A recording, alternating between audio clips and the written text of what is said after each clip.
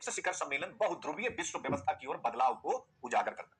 वैश्विक शासन संरचनाओं को फिर से आकार देने में ब्रिक्स की भूमिका और समूह के भीतर भारत की स्थिति पर चर्चा करता है। The BRICS summit highlights the shift towards a multipolar world order. अब आप बताइए क्या बहुध्रुवीय विश्व व्यवस्था के बदलाव को उजागर करता है। कुछ दिन पहले मैंने शशि थरूर का एडिटोरियल बताया, भैया कुल मिलाकर के मृग मरीचिका है। जो लोग कह रहे हैं सुनते चलिए, हमें लगता है कि इनका विचार अच्छा है, इनका विचार अच्छा है, इनका विचार, कुल मिलाकर के केवल एक ही विचार अच्छा है और वो ये है, हर चीज को आईक्यू कर लीजिए और आप उसको यूज करिए। अब उन्होंने कहा कि बाइपोलर वर्ड, और अब आज हम पढ़ने जा रहे हैं कि ब्रिक्स शिखर सम्मेलन, और ये ब्रिक्स शिखर सम्मेलन की लैंग्वेज में, उसके डिक्लेरेशन में मल्टीपोलर वर्ड, बाइपोलर नहीं, एक तरफ चीन हो गया, एक तरफ अमेरिका हो गया, मल्टीपोलर वर्ड। इसलिए मैं कहता हूं कि अखबार इंपॉर्टेंट नहीं बच्चे, ये तो हमें मुद्दे देते हैं, इंपॉर्टेंट होता है उसको जिस तरीके से मैं यूपीएससी के लिए घुमा देता हूं। तो ब्रिक्स शिखर सम्मेलन बहुध्रुवीय व्यवस्था का बिल्कुल करता है।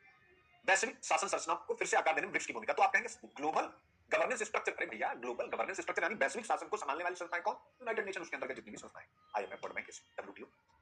तो क्या इनको ब्रिक्स ठीक करेगा? सिंपल सी बात है, यानी ब्रिक्स का इसमें योगदान क्या होगा? ऐसे कोई भी आप यूज करेंगे।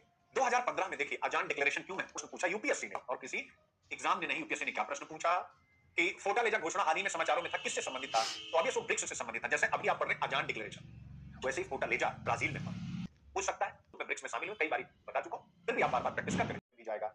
और प्रश्न भी है, भारत में मिलेट्स की खेती की महत्ता पर चर्चा कीजिए।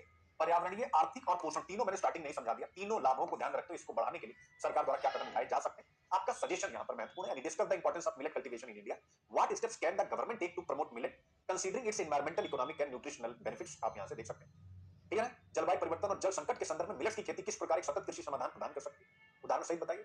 भारत में मिलेट्स का निर्यात बढ़ाने के लिए कौन कौन सी चुनौतियां और संभावनाएं हैं, इस कथन का मूल्यांकन कीजिए। कुपोषण से निपटने के लिए भारत में मिलेट्स आधारित आहार को प्रोत्साहित करने की आवश्यकता क्यों, इसके लिए सरकार द्वारा कौन कौन सी योजनाएं और कार्यक्रम शुरू किए जा सकते हैं। मिलेट्स को बढ़ावा देना भारत की खाद्य सुरक्षा और जल संरक्षण की दिशा में एक सकारात्मक कदम, आप किसी को भी नहीं सकते, ठीक है। तो क्या है इसके पोषण लाभ, क्या है इसके स्वास्थ्य लाभ, क्या है आप देख सकते हैं। हृदय रोग का जोखिम कम है, सब सिंपल। इसके एनवायरमेंटल बेनिफिट क्या है, जल दक्षता, यानी यह अन्य फसलों के मुकाबले चावल से कंपेयर करके बताया गया बहुत कम पानी लेता है, और चारे के रूप में इसका उपयोग होता है, यानी पशुपालन इंडस्ट्री के लिए भी बेहतर होता है, याद रखिए, ठीक है। आज भारत में इसकी खपत और उत्पादन की स्थिति क्या है आप देख सकते हैं, ये भी बताया गया है यहाँ पर। मिलेट्स को बढ़ावा देने के लिए क्या क्या कदम है, ठीक है, हमें उठाने चाहिए, वह बात यहाँ पर बताई गई है।